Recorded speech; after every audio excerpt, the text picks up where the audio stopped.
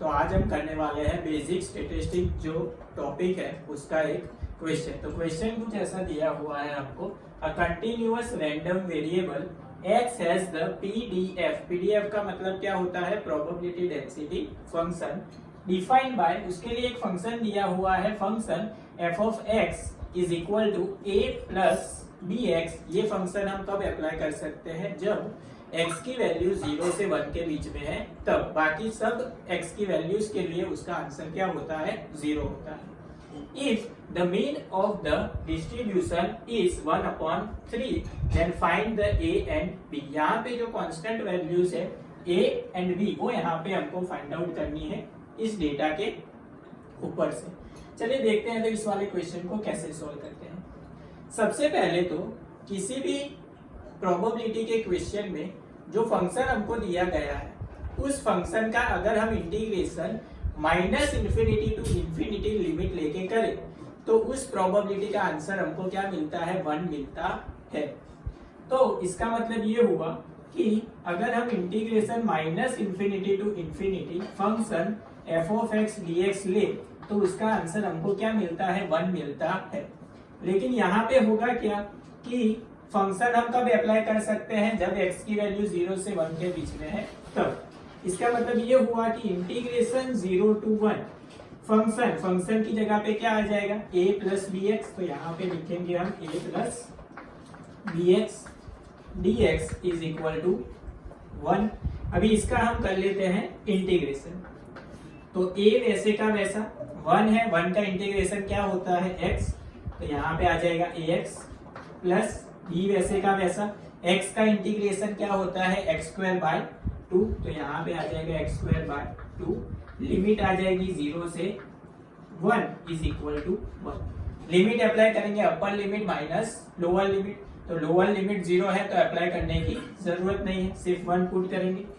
तो यहाँ पे अगर हम x की जगह पे 1 पुट करेंगे तो हमको मिलेगा a plus b upon 2 is equal to 1, ऐसा लिख सकते हैं।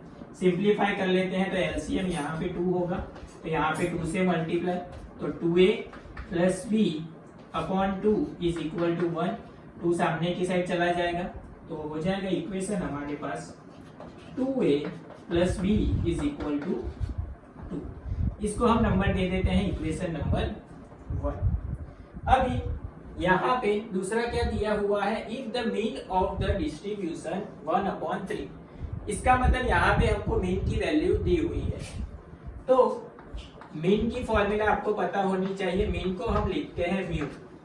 उसकी फॉर्मूला होती है integration minus infinity to infinity x into function f of x dx। अभी यहाँ पे इंटीग्रेशन कहाँ से कहाँ तक है? Minus infinity to infinity. लेकिन फंक्शन हम कब अप्लाई कर सकते हैं? जब इंटीग्रेशन कहाँ से कहाँ तक हो? 0 से 1 के बीच में हो तब। x की जगह पे तो x ही रहेगा, फंक्शन की जगह पे क्या आ जाएगा? a plus b x dx। अभी यहाँ पे x से मल्टीप्लाई करेंगे तो क्या होगा? Integration 0 to 1 ax plus b x into x हो जाएगा x स्क्वायर dx। इसका हम कर लेते हैं इंटीग्रेशन।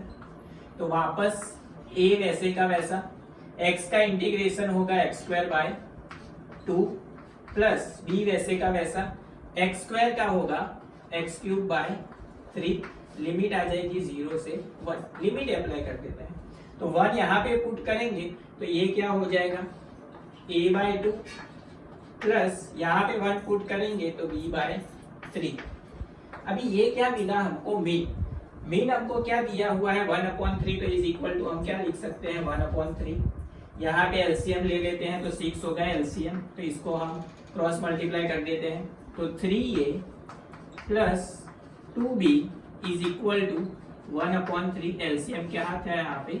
6। ये कैंसिल आउट हो जाएगा 2 से, तो 2 यहाँ पे सामने की साइड। तो इक्वेशन हमको मिलेगा 3a plus 2b is equal to 2। ये हो गया इक्वेशन नंबर 2। अभी वापस से चले जाते हैं हम 10th स्टैंडर्ड में, elimination method, equation number 1 and equation number 2। अभी यहाँ पे देखिए इक्वेशन क्या है? 2a plus b is equal to 2। And यहाँ पे है 3a plus 2b is equal to 2। तो ये जो इक्वेशन नंबर 1 है इसको हम मल्टीप्लाई कर देते हैं 2 से, तो क्या मिलेगा? अगर इक्वेशन 1 को 2 से मल्टीप्लाई करेंगे तो हमको मिलेगा 4a plus 2b is equal to 4। And यहाँ पे जो इक्वेशन है वो तो वैसे का वैसा लिख लेते हैं, 3a plus 2b is equal to 2।